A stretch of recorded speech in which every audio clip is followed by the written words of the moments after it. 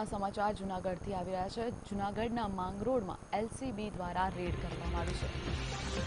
જૂનાગઢના માંગરોળમાં ડુપ્લિકેટ ચલણી નોટો બનાવવાનું મશીન ઝડપાયું છે। મશીન સાથે એક આરોપી પણ ઝડપાઈ ગયો છે।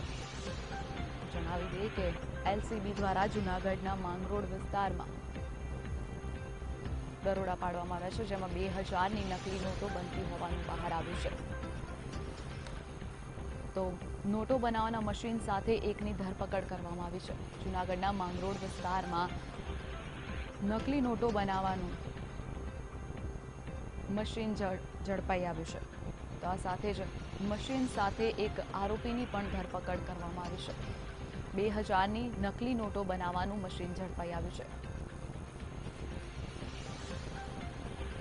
તો 2000ના દરની નકલી 2 નોટો પણ ઝડપાઈ આવી છે। એલસીબીએ વધુ તપાસ હાથ ધરી છે। દર્શાલી ગામમાં એલસીબીએ રેડ કરી હતી। જૂનાગઢના માંગરોળના દર્શાલી ગામમાં એલસીબીએ રેડ કરી હતી। તો આ અંગે વધુ માહિતી માટે અમારા સંવાદદાતા વિજયસિંહ પરમાર જોડાઈ ગયા છે। તો વિજયસિંહ, જે રીતે નકલી નોટ બનાવવાનું મશીન અને એક વ્યક્તિની ધરપકડ કરી છે, શું છે વધુ માહિતી?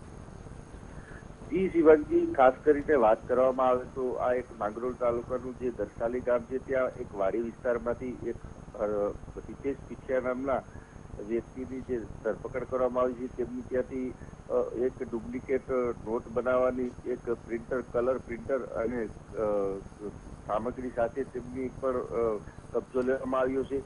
અને ખાસ કરીને એલસીબી અને માંગરોળ પોલીસને બાતમીના આધારે આ હિતેશ પીછિયાની અટક કરી લેવામાં આવી છે। તેમની સાથે એક શંકાના દાયરામાં એક વ્યક્તિની પણ ધરપકડ કરવામાં આવી છે। અને ખાસ કરીને જણાવી દઉં તો આ ઓરિજિનલ નોટમાંથી સ્કેન કરી અને ત્યારબાદ તે ડુપ્લિકેટ નોટ બનાવવાનું આ કારસ્તાન આદર્યું હતું। અને ત્યારબાદ આ જે 2 નોટ પણ તેમની પાસેથી 2000ની મળી આવી છે। હાલ એલસીબી દ્વારા અને સિંધ પોલીસ દ્વારા તપાસનો દોર ધમધમાટ શરૂ કરી દેવામાં આવ્યો છે। જી બિલકુલ, સમગ્ર માહિતી બદલ આભાર।